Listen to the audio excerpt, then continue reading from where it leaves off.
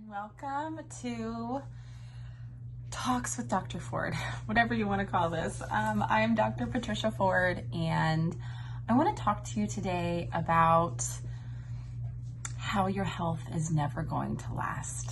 Now, this is sounds really, that's kind of a Debbie Downer, right? That's not a inspirational topic. That's not an inspirational message on how your health is never going to last. Yet, the one thing that we have in common as humans is there's life and then there's death. And in between is how we live, and part of that existence is the experience of our health. And I've worked with people for 20 decades. I am a doctor of public health, focusing in preventive care, specializing in eating disorders as a registered dietitian. Outside of my clinical experience, I've stepped into this coaching space where you're able to navigate health principles and how they can apply to different areas of your life, including relationships, business, finances, mindset, and can you be the leader of your health? And what does that look like for you? And it's different for everybody. The concept of your health isn't going to last is similar to, life is fleeting. And when you have moments where you are just feeling good and you're on top of your world, right? You're feeling good in your body. You're feeling maybe strong, or maybe you're having balanced blood sugars or your hormones in check, and you just feel like this is amazing. And you want to hit pause, meaning you want this to last forever. There is some flawed thinking in that, because this too shall pass. The moments of joy, the moments of beauty, the moments of connection, when you have them, I want you to have the ability to be ever present and enjoy them. And if you are unable to do that, when you hit the valley, or when you hit moments of heartbreak and despair or loss, it's gonna feel so painful and so uncomfortable, where you're unable to be present in the joyous parts. How do you expect yourself to be present or handle the hard parts?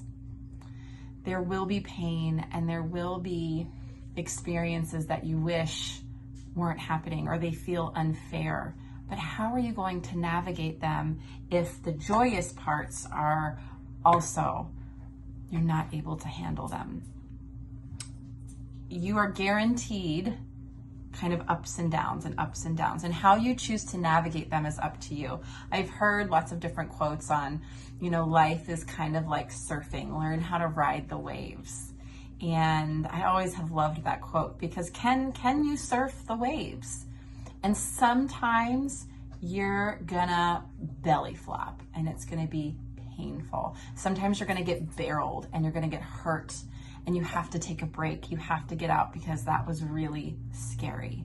And you're left with some fear. You're left with some hesitation. And I don't know if I can do this again.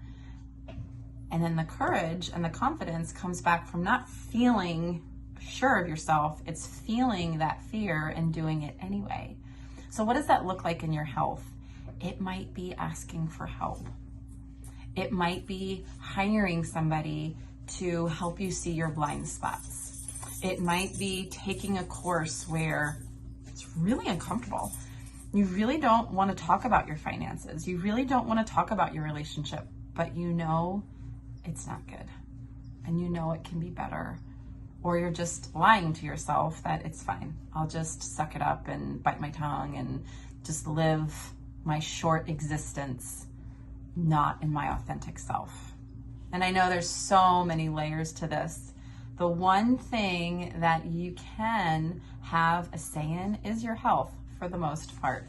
I have worked with diagnoses that are fatal, and I have worked with genetic conditions that you weren't given the full deck of cards.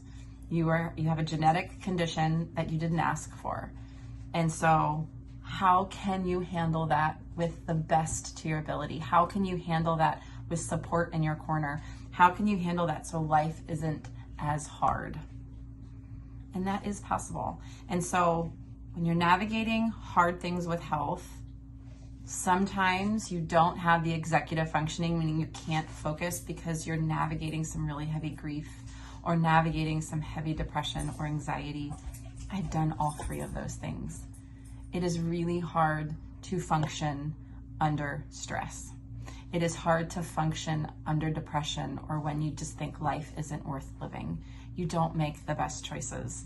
And when you're unable to speak that out of shame because, I don't want people to think that I can't handle my business. I don't want people to think that I'm just too much.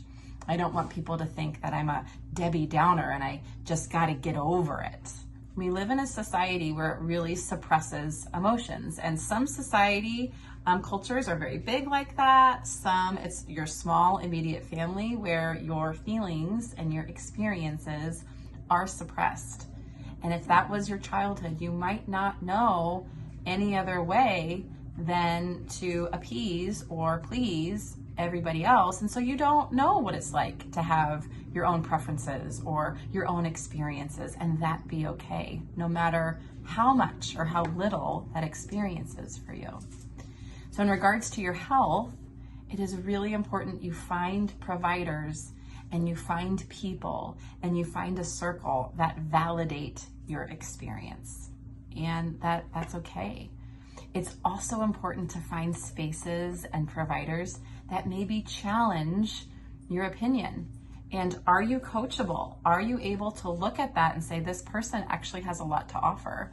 And maybe it's a different perspective that I haven't thought about. And how you choose to engage in that wise counsel, how you choose to engage in that is up to you. Some people use faith, some people use mentorship, some people use a combination of the both. And so how you choose to engage in wise counsel is up to you. It's important you find someone that you feel safe with. And that is my practice. My practice really, I can do the transactional stuff. I can give you a meal plan. We can talk about how you shop. We can talk about grams of protein. We can talk about those things. But my gift, where I've been given talent,